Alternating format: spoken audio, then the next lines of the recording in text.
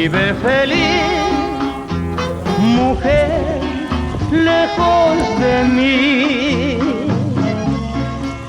Vive y perdona la ofensa y los agravios. No volverá